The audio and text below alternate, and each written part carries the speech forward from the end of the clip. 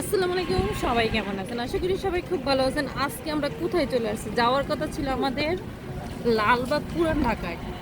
ভুলবশতে আমরা চলে গেছি কি জানি মোহাম্মদপুর বসিলাতে লালমাটিয়া।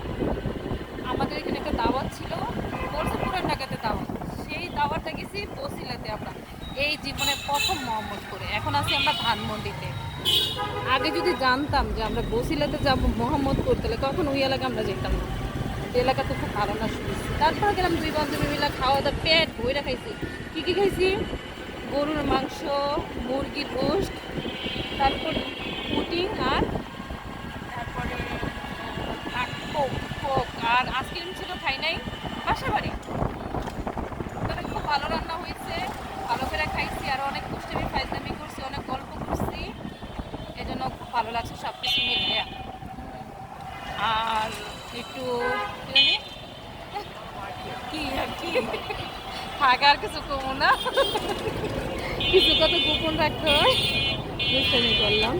যাই হোক, এখন যাবো কারণবাজার। দুইজন কারণবাজার থেকে আমি যাবো মেট্রো দিয়া, আর ওই যাবে গা ও পাঁচটা।